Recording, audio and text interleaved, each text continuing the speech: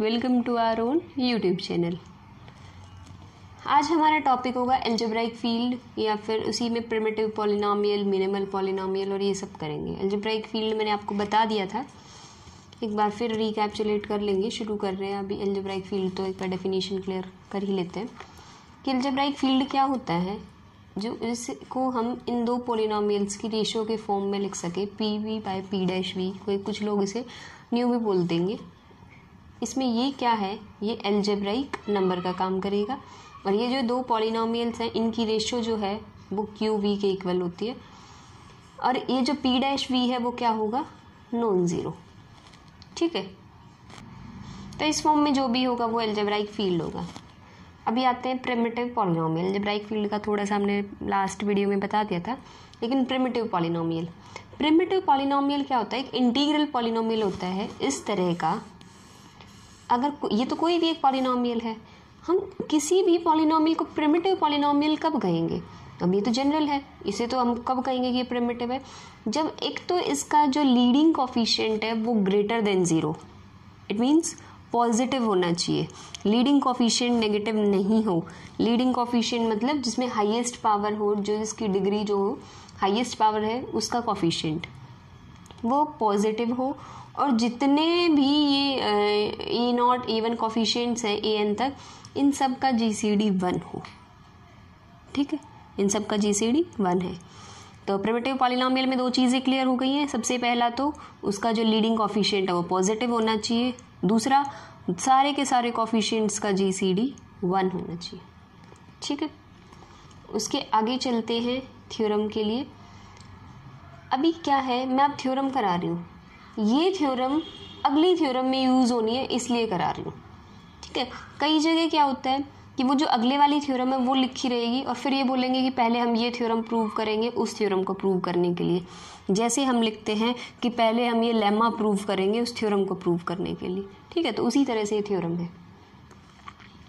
Late xi be an algebraic number of degree n and fx is equals to 0 be a primitive equation of degree n satisfied by xi. Let gx be any primitive equation satisfied by xi, then gx is equals to hx fx और hx भी एक primitive polynomial है। देखो पहले theorem की statement समझो। xi कोई भी अलजेब्राइक इंटीजर है, अलजेब्राइक इंटीजर नहीं है, अलजेब्राइक नंबर है।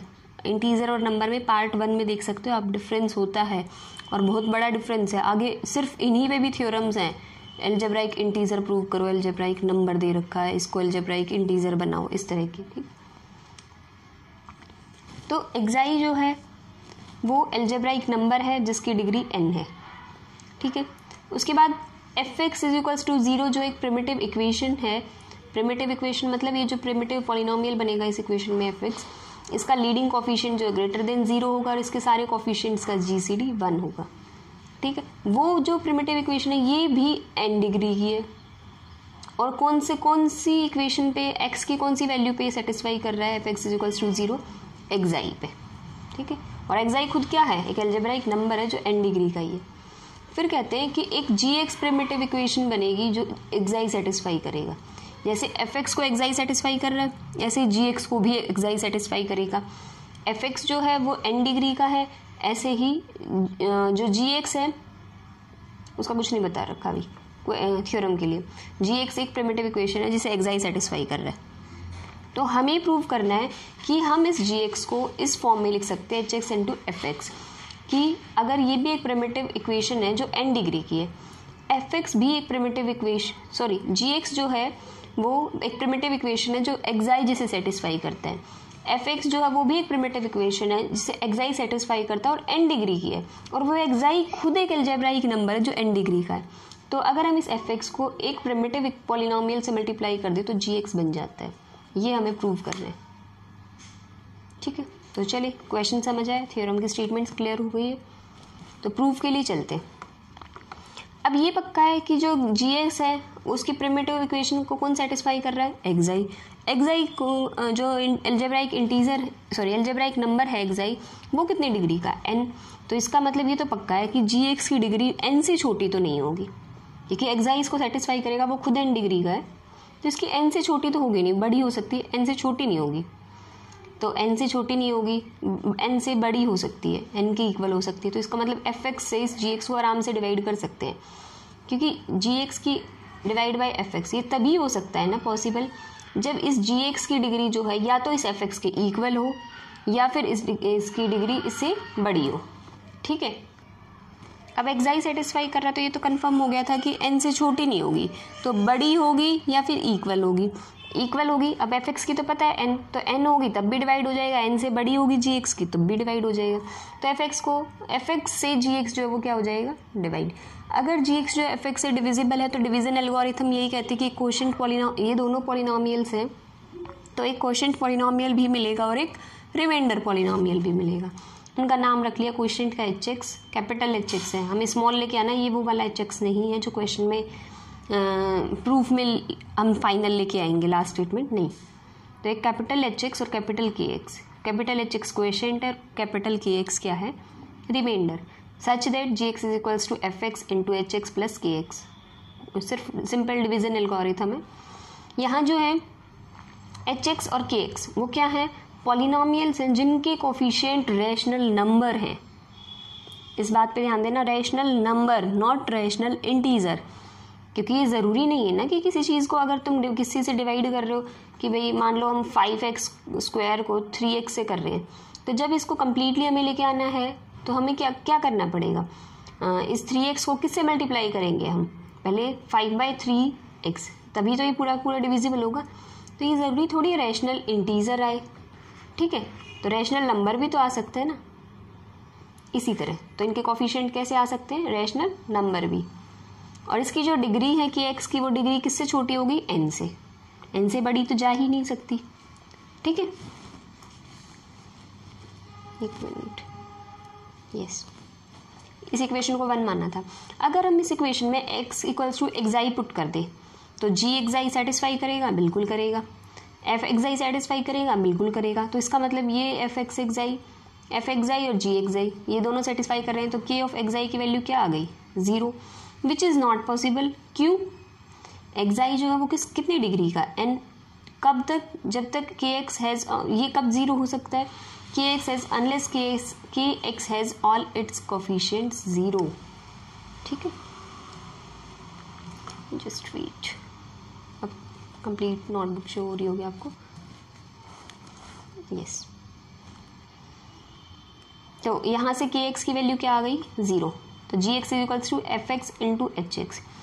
अब भी ये पूरा कंप्लीट सॉल्व नहीं हुआ है, क्या कमी है, हमें लेके आना है ये स्मॉल hx, ये वो hx नहीं है जो क्वेश्चन में चाहिए, ये है कैपिटल hx, मतलब जिसमें रैशनल, इसके कोफिशिएंट रैशनल इन नंबर्स हैं, हमें लेके आने हैं रैशनल इंटीजर्स। ठीक है, तो अगर तुम खुद सोच के देखो, अगर hx कोई भी पॉलिनोमियल जिसके कोफिशिएंट रैशनल नंबर हैं, तो अगर हम एक ऐसा इंटीजर ढूंढ लें, हमने इसका नाम ले लिया c, जिसको अगर हम hx से मल्टीप्लाई करें तो उसके कोफिशिएंट रैशनल इंटीजर्स आ जाए रादर देन रैशनल नंबर्स। ठीक, अगर आप देखो 5/3 जैसे x square plus 7/8x plus 3/8, इस तरह का मान ले, ये एक पॉलिनोमियल है, मान लो ये hx ही है, इसमें रैशनल नंबर है कोफिशिएंट्स, हम चाहते हैं कि कोई एक ऐसा नंबर मिल जाए जिसको हम पूरे से मल्टीप्लाई कर दें तो ये रैशनल इंटीजर बन जाए इसके कोफिशिएंट। सिंपल सी बात है, इसका GCD LCM लो, 8 3 3 का 8 है ये, तो 24 से मल्टीप्लाई कर दो पूरे को, 3 8 जा 24, 8 3 जा 24, 8 3 जा, तो ये इस तरह का बन जाएगा, 5 8 जा, ठीक है, 40x square plus 21x plus 9, तो फिर जो है वो क्या बन जाएंगे, रैशनल इंटीजर्स। तो इस तरह से हमने लिया। ठीक है, आप अपनी नंबर थ्योरी को यही है कि आप अपने नंबर्स में यूज़ करके देख लिया करो नॉर्मल। तो CHX को जब हम मल्टीप्लाई कर लिए तो इसके कोफिशिएंट कैसे होंगे, रैशनल इंटीजर्स, इसका नाम हमने स्मॉल hx रख लिया। क्या करो, इस इक्वेशन में दोनों तरफ c से मल्टीप्लाई कर दो, ये CGX आ जाएगा, fx as it is CHX बनेगा, उसकी जगह स्मॉल hx, उसको नाम दे दिया इक्वेशन नंबर 2। अब हमारा सारा काम हो जाएगा अगर यहाँ से ये c हट जाए तो, है ना। चलो एक काम करते हैं, जो HX है ना उसके सारे कोफिशिएंट्स का हम लेते हैं कि सबसे बड़ा जो कॉमन डिवाइज़र है GCD वो D है मान लो। अब हमें पता है G क्या है, एक प्रिमिटिव इक्वेशन या प्रिमिटिव पॉलिनोमियल है, तो ये प्रिमिटिव पॉलिनोमियल है, तो ये जो डिवाइज़र हमने इसका लिया है GCD, इसके कोफिशिएंट्स का, वो D जो है वो पक्का C को डिवाइड करेगा। ठीक है, तो अगर वो जो इसका एक फैक्टर आया था GCD कॉमन है, तो ये इन दो की प्रोडक्ट ये है, तो इसका मतलब D जो है वो C को डिवाइड करेगा। और अगर D ग्रेटर देन 1 है तो हम आराम से उस फैक्टर को रिमूव कर सकते हैं, क्योंकि कैंसिल हो जाएगा वो, तो इधर से कुछ ना कुछ फैक्टर बन जाएगा। ठीक है, तो हम आराम से इस HX को प्रिमिटिव पॉलिनोमियल ले सकते हैं कि अगर इसका GCD 1 नहीं होता है तो। ठीक है, 1 से बड़ा है तो कैंसिल हो जाएगा, क्योंकि वो इसका प्रोडक्ट है तो पक्का इसका एक फैक्टर मिलेगा, तभी ये प्रोडक्ट इसके इक्वल है। ठीक है, तो मैं नीचे लिखा हुआ दिखा देती हूँ आपको, इनकेस बच्चे स्क्रीनशॉट लेते हैं तो बोलते हैं मैम कंप्लीट दिखा दिया करो। तो ये है लास्ट लाइन। ठीक है,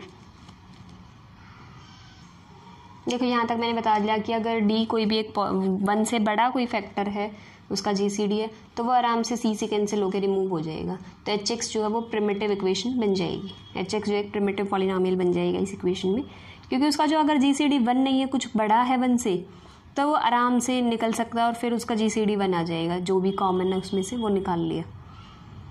अब देखो हमने लेट किया कि C की वैल्यू 1 से बड़ी है, या तो C की वैल्यू 1 होगी या 1 से बड़ी, तो C की वैल्यू 1 से बड़ी लेके चलेंगे और लास्ट में कह देंगे कि ये पॉसिबल नहीं है, तो C की वैल्यू 1 लेनी पड़ेगी हमें।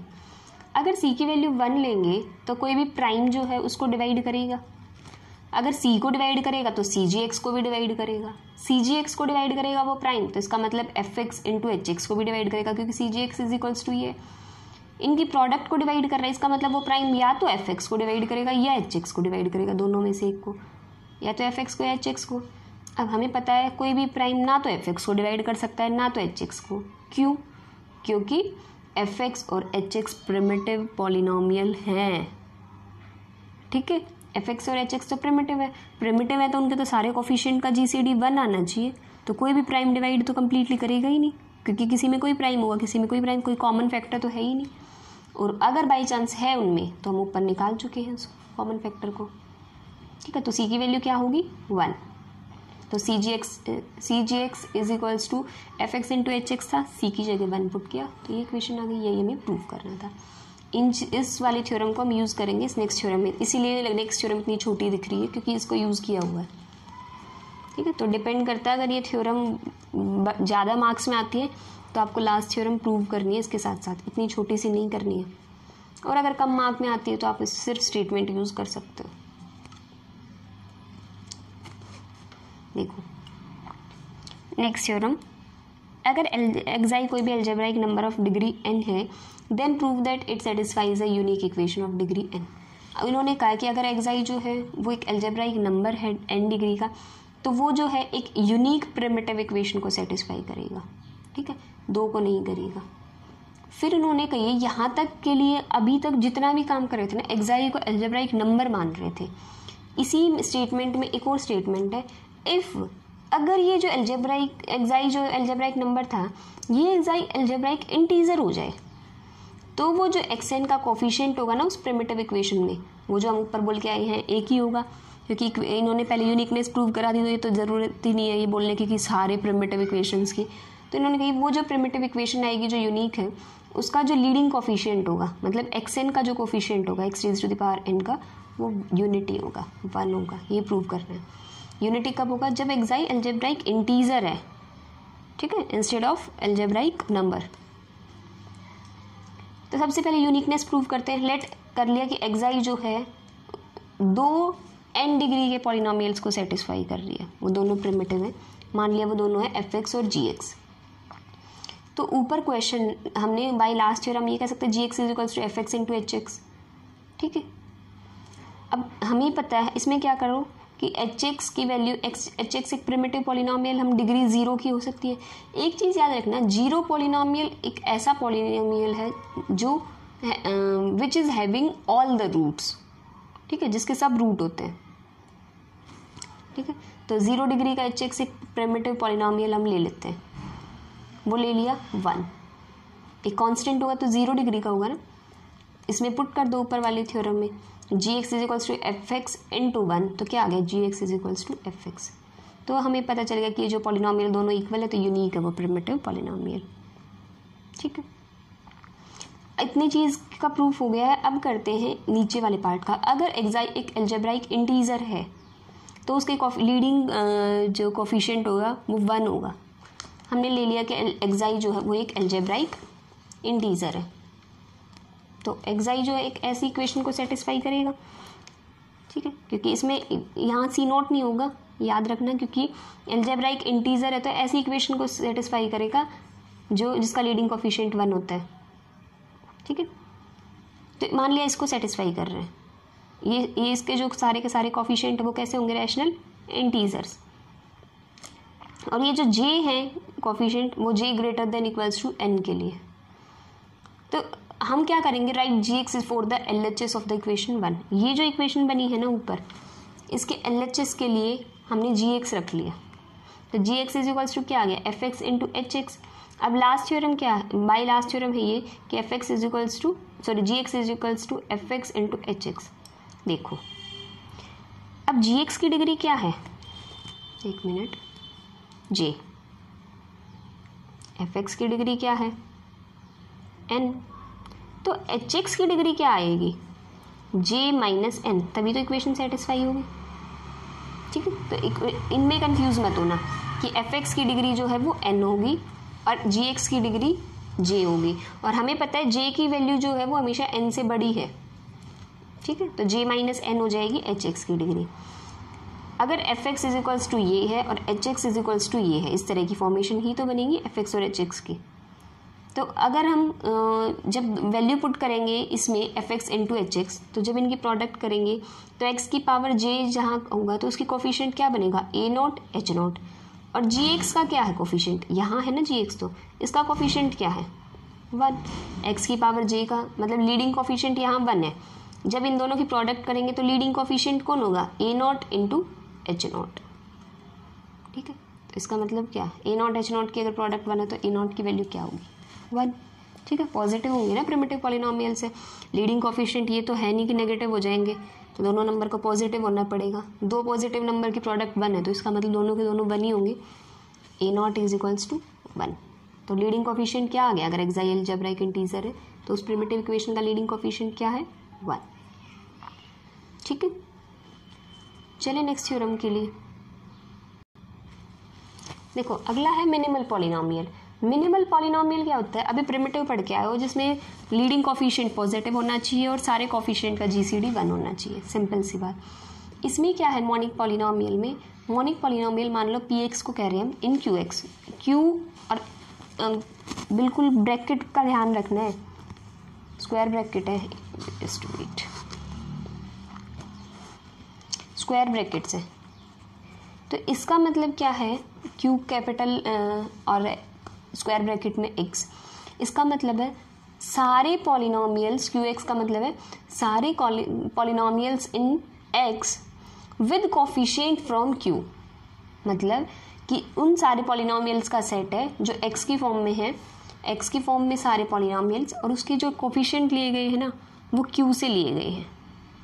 ठीक है, अभी जैसे जेड एक्स बोलते थे तो जेड से लिए जाते थे सारे पॉलिनोमियल्स, अभी क्यू एक्स है तो सारे के सारे कोफिशिएंट्स कैसे होंगे, क्यू से लिए जाएंगे उनके रैशनल कोफिशिएंट्स, और एक्स में वो इक्वेशंस होंगे।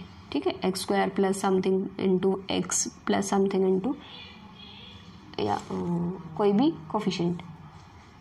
ठीक है, उस पॉलिनोमियल को इसमें हम मिनिमल पॉलिनोमियल कब कहेंगे, अगर px is a polynomial of minimal degree which is satisfied by alpha। अगर px जो है उसको मिनिमल पॉलिनोमियल कहेंगे अल्फा का, अगर वो px जो है वो एक ऐसा पॉलिनोमियल है जिसकी मिनिमल डिग्री का है वो पॉलिनोमियल जो कि अल्फा से सेटिस्फाइड हो, उससे छोटा कोई नहीं है। इसके लिए एग्जाम्पल करके देख लेते हैं। देखो 3 है मान लो, इस 3 को सेटिस्फाई कौन से कर सकते हैं, x माइनस 3 इक्वल्स टू 0, इसको ये भी कर देगा। अगर मैं कहूँ, एक मिनट, x² - 9 इक्वल्स टू 0, क्या ये 3 इसको सेटिस्फाई नहीं कर देगा? बिल्कुल कर देगा। इसको भी कर रहा है, इसको भी कर रहा है। तो मिनिमल पॉलिनोमियल कौन सा कहूँगी कि अल्फा की जगह 3 है। इस 3 के लिए मिनिमल पॉलिनोमियल ये है कि जो मिनिमल डिग्री का हो, जो इस 3 से डिफाइन हो जाए। मिनिमल मतलब सबसे छोटा होने को तो ये भी सेटिस्फाई हो रहा है, लेकिन इससे छोटा है ना, ये कम डिग्री का है। तो जो मिनिमल डिग्री का हो वो मिनिमल पॉलिनोमियल होता है, जो इस 3 से सेटिस्फाई हो। ठीक है, इसकी नोटेशन ये है। ठीक है, QX की एक QX इस तरह से भी हो जाता है। रिमार्क देखो, अभी अल्फा एक अलजेब्राइक इंटीजर है, तो Q कैपिटल अल्फा जो है is equals to Q alpha है। अगर ऐसा है तो इसमें ये दोनों चीज़ें क्या होती हैं, Q और इस तरह का अल्फा है जो स्क्वायर ब्रैकेट में, उसका मतलब तो मैं आपको बता चुकी हूँ, set of polynomials in alpha with coefficient from Q। अगर ये सिंपल ब्रैकेट है, पैरेंथेसिस जो बोलते हैं, Q अल्फा, इसका मतलब क्या है कि Q अल्फा जो है वो सबसे छोटी फील्ड है जो Q और अल्फा दोनों को कंटेन करती है। ठीक है, ये आगे तुम्हें ज़रूरत पड़ेगी, ये दोनों रिमार्क तभी समझा दूंगी। देखो, अभी एक थ्योरम है, वो क्लियर करके चलो। अपनी छोटी सी है लेकिन आई हुई है। देखो, थ्योरम है, given an algebraic number alpha, then prove that there exist a non zero integer t such that t alpha is an algebraic integer. इसमें तुम है ना थोड़ा सा याद रख सकते हो कैसे, कि कोई भी एक अलजेब्राइक नंबर जो है इस तरह के मान लो, रैशनल नंबर की तरह, तो हर रैशनल नंबर के लिए एक इंटीजर पक्का ढूंढ सकते हो ऐसा कि उसको जो रैशनल इंटीजर बना दे। इससे कैंसिल होते हैं, इंटीजर बना, कि कोई भी एक तरह से कह लो फ्रैक्शन के लिए तुम कोई ना कोई एक ऐसा नंबर इंटीजर ऐसा पक्का ढूंढ सकते हो, इसको अगर तुम उससे मल्टीप्लाई करो तो वो फ्रैक्शन जो है वो कैंसिल हो जाएगा, डिनोमिनेटर। सिंपल सी बात है, डिनोमिनेटर से ही मल्टीप्लाई कर दो, कैंसिल हो जाएगा। ठीक है, और वो जो बाद में बनेगा उससे प्रोडक्ट होने के बाद वो क्या बनेगा, अलजेब्राइक इंटीजर। ठीक है, तो यही काम हमें इसके लिए करना है। देखो, हमें पता है अल्फा क्या है, अलजेब्राइक नंबर, तो इस तरह इसका मतलब पक्का इंटीजर्स मिलेंगे, rational integer an-1 up to a1 a0, और इसका लीडिंग कोफिशिएंट 0 नहीं है कि भाई वो इस तरह की इक्वेशन को सेटिस्फाई करेंगे। अगर हम इस an को 1 ले आए ना तो हमारा काम हो जाएगा। ठीक है, या फिर एक ऐसी पॉलिनोमियल लिया है जिसका लीडिंग कोफिशिएंट 1 हो तो वो पक्का अलजेब्राइक इंटीजर बन जाएगा ये अल्फा अपने आप। और अगर लीडिंग कोफिशिएंट 1 नहीं है, कुछ भी हो, तो वो अलजेब्राइक नंबर है। सेटिस्फाई किससे हो रहा है, बाय अल्फा। तो अल्फा की जगह अगर हम वैल्यू पुट करेंगे तो 0 आ जाएगा, जहाँ जहाँ x है वहाँ अल्फा। इक्वेशन नंबर 1 को a की, ये याद रखना है, an raise to the power n-1, सब जगह मल्टीप्लाई कर दो, कर दी प्रोडक्ट दोनों साइड। इधर तो 0 ही रहेगा, इधर देखो an अल्फा की पावर n है। अब an की an की पावर n-1 मल्टीप्लाई किया है, तो an की पावर n-1, एक ये दी n-1 और एक पावर ये रही, दोनों को मल्टीप्लाई करोगे तो पावर ऐड होगी, तो an की पावर n और अल्फा की पावर n, तो एक साथ लिख रखा। इधर देखो an-1 को बाहर छोड़ दो, इनको एक साथ लिख लो, an अल्फा की पावर n-1 प्लस, आगे चलते जाओगे, इसको ब्रेक कर रखा है इन्होंने कि इसमें से अल्फा है तो इसमें an में से भी a की पावर रखो, बाकी सारी दूसरी साइड, तो यहाँ से एक पावर हटेगी तो n-2 बचेगा, an की पावर n-2 और a1, बाकी सारे यहाँ। ठीक है, इज इक्वल्स टू 0। अब तुम्हें देख के ये नहीं लग रहा, अगर हम इस सारे को x मान ले, x की पावर n प्लस एक कोफिशिएंट है x की पावर n-1 प्लस एक यहाँ आते आते एक कोफिशिएंट है x प्लस एक कोफिशिएंट है इक्वल्स टू 0, तो एक इक्वेशन नहीं बन रही है ये। ठीक है, an और उस x की जगह कौन है, इसको अगर x मान रहे थे, इसको ही जगह x की जगह यहाँ बस काम है ना an इंटू अल्फा, ये कर रहा है x का काम। तो हम ये कह सकते हैं कि an इंटू अल्फा ये इस इक्वेशन को सेटिस्फाई कर रहा है। ठीक है, इन्होंने क्या किया फिर, जो मैं बता रही थी, इसकी जगह x रख लिया कि हम इस सारे का नाम x रख रहे हैं, तो क्या आ गया, x की power n plus an-1, x की power n-1 plus up to इसको as it is x plus a, इसको as it is equals to, इसका नाम लिख दिया fx, कि हमने कह दिया कि ये जो है ना एक ऐसा इक्वेशन है, ऐसा पॉलिनोमियल आ गया जिसको ये अल्फ़ा जो है ना वो सेटिस्फाई कर रहा है। और इसका लीडिंग कोफिशिएंट ध्यान से देखो क्या है, 1। तो हमें यही तो चाहिए कि भाई एक ऐसा इंटीजर, एक ऐसा नंबर हमें मिल जाए जो इसको सेटिस्फाई कर जाए, इस इक्वेशन को, इस पॉलिनोमियल को जिसका लीडिंग कोफिशिएंट 1 है। और हमें वो मिल गया, वो कौन है, an इंटू एल्फ़ा। तो an इंटू एल्फ़ा जो है वो एल्जेब्राइक इंटीजर है। हम लेके चले थे एल्फ़ा जो है वो एल्जेब्राइक नंबर है, और हमने कही थी कि एक नॉन ज़ीरो इंटीजर अगर हमें मिल जाए जिसको अगर हम मल्टीप्लाई करें एल्फ़ा से तो वो एक एल्जेब्राइक इंटीजर हो। ऊपर नाम टी दे रखा था, तुम्हें क्या करना, उठा के इस an का नाम टी रख लो, क्या फ़र्क पड़ जाएगा इससे। तो कह लिया कि एक नॉन ज़ीरो इंटीजर टी मिल गया जिसको अगर हम एल्फ़ा से मल्टीप्लाई कर रहे हैं तो एल्जेब्राइक इंटीजर बन गया। पहले एल्फ़ा खुद एल्जेब्राइक नंबर था और एक an से मल्टीप्लाई होते ही हमने एल्जेब्राइक इंटीजर प्रूव कर दिया। ठीक है, बस इस an का नाम टी रखा हुआ है इन्होंने, दैट्स ऑल। ठीक है, तो आज के लिए यही करेंगे, फिर नेक्स्ट टाइम करेंगे जनरल क्वाड्रेटिक फील्ड। ठीक है, so thank you guys for watching my video. If you like it, please like, share and subscribe my channel. If you have any doubt, any query, you can message me on Instagram or ask your question in the comment section also. Thank you guys.